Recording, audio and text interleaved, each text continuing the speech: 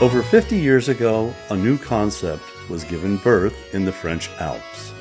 Its slogan, "No need to rent the room, buy the hotel, it's cheaper." Visitors could purchase the use of an apartment for a set time each year. It didn't take long for the concept to catch on, and the timeshare industry began.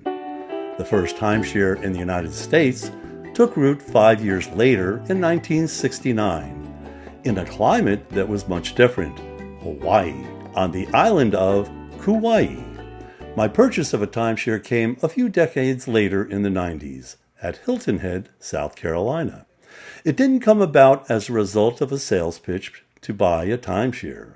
A friend who knew the ropes of timeshares suggested this might be something of interest to me. It was, and so I purchased a timeshare unit as a resale, as this would be far below the price of buying directly from the developer of the property. It was located at Palmetto Dunes, and while they also offered 2 and 3 bedroom units, we purchased a 1-bedroom timeshare. Another factor was that I was also familiar with Hilton Head from prior trips. At that time, timeshares were still a pretty good deal.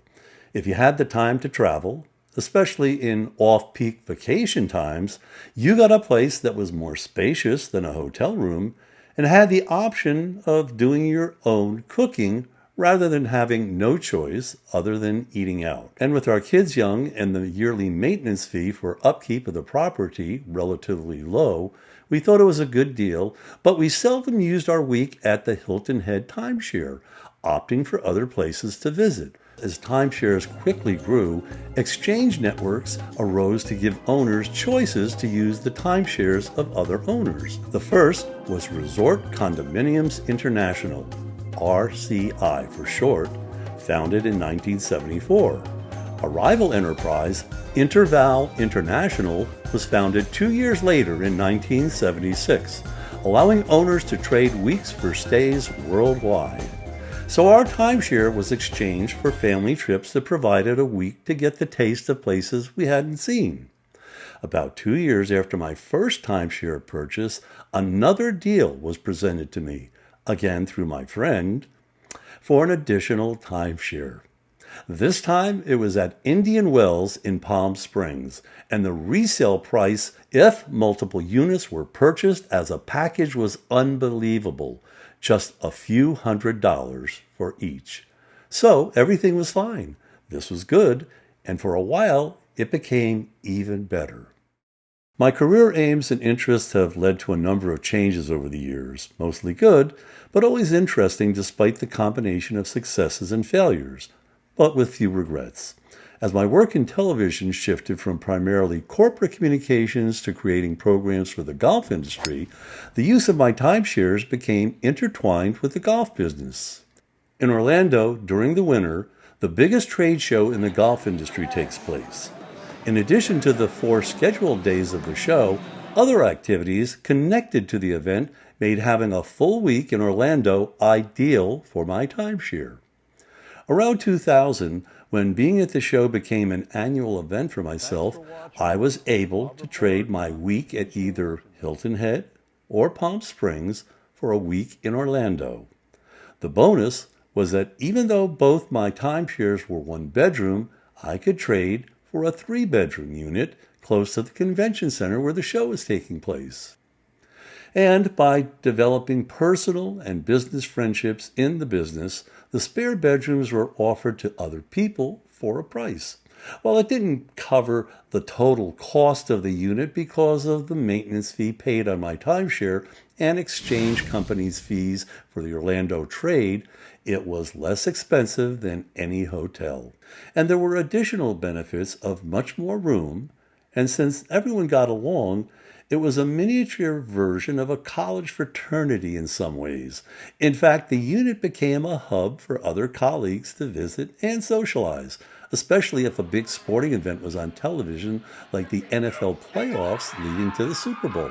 There were many choices for making exchanges because each of my timeshares was listed with a different exchange.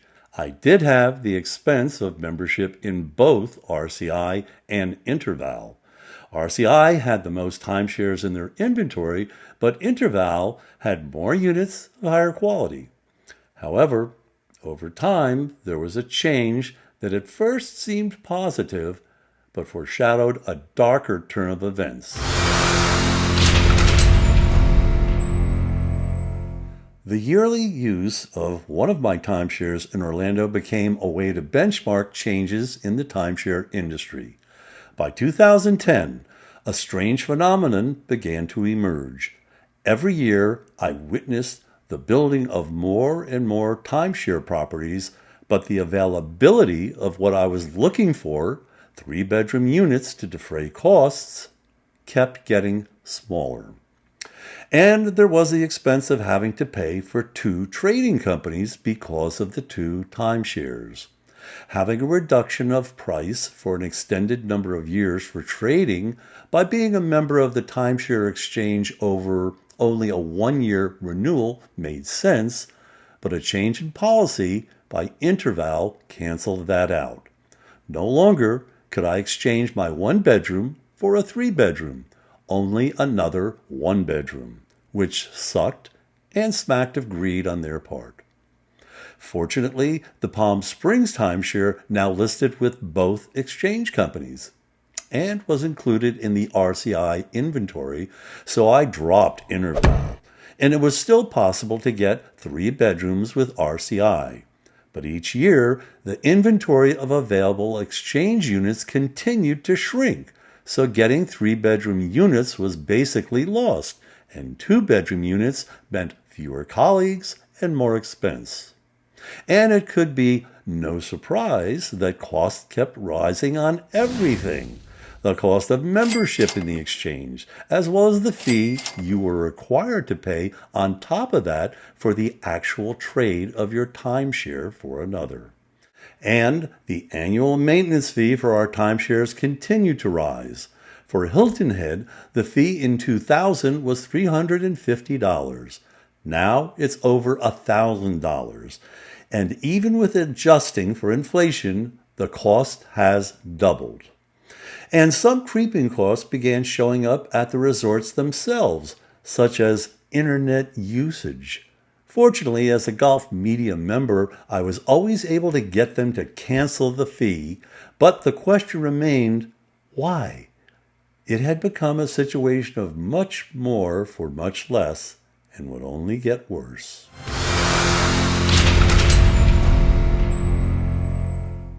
It's nearly impossible to speak to anyone in the timeshare industry who can explain why these changes are happening. You can only monitor timeshare availability on the exchange company's listings and then make educated guesses. One onerous change was that timeshares were being offered not only as exchanges, but as partial week rentals, both on the exchange and over other internet resort portals.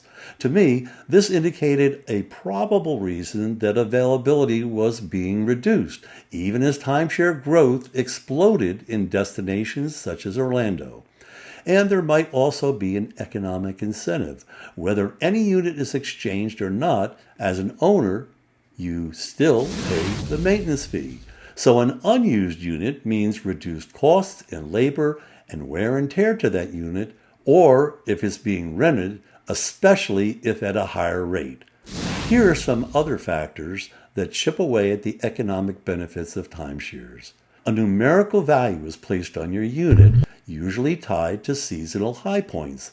Ski resorts aren't popular in the summer, so a lower value is assigned for that time. Likewise, winter is great for warm weather destinations. The higher the number assigned to the week of your timeshare, the more options are available to you because of its higher trading power. Here's another factor that chips away at the economic benefits of timeshares. In recent years, and this is the most maddening, is the tacking on of resort fees. Are you kidding? The whole idea was that you were sold on getting this amazing package of amenities in the first place.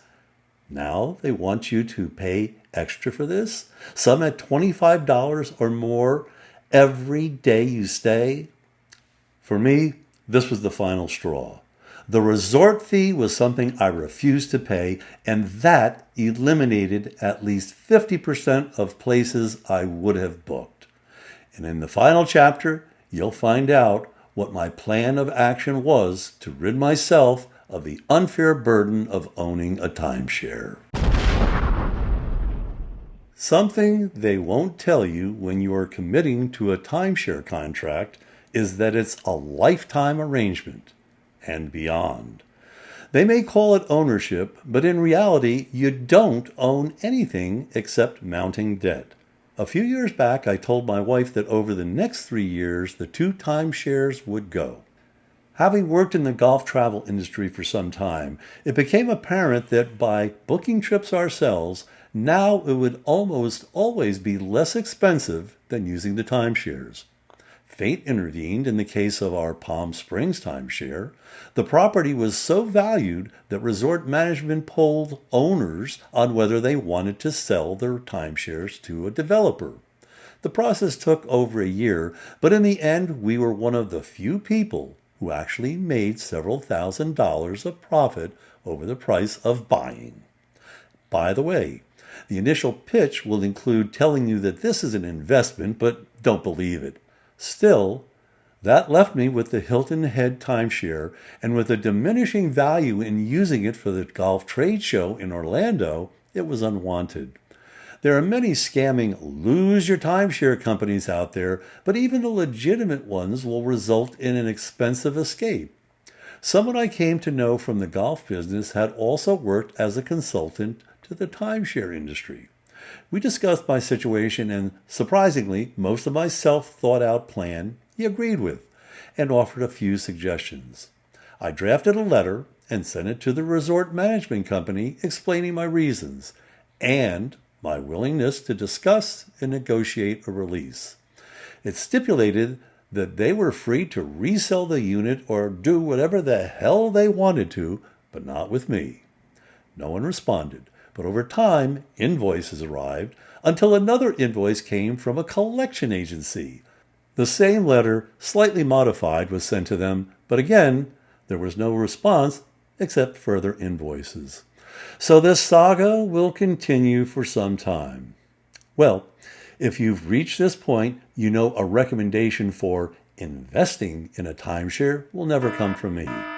The industry is huge, and I'm fairly certain those in power to make changes to it so it won't be predatory are receiving sizable contributions to look the other way. My proposed solution is to actually fulfill its promise of making it more like ownership. Like a mortgage, it would be based on fixed length, perhaps 5 or 10 years. You would pay your fees at preset rates, but after the agreement's specified number of years is reached, you are now in a position to make a decision. Renew the timeshare contract for another period of time, or return it to the timeshare company free and clear. To me, this seems like a common sense approach that gives the seller stability, but also an incentive to make the package attractive enough that the buyer would choose to continue.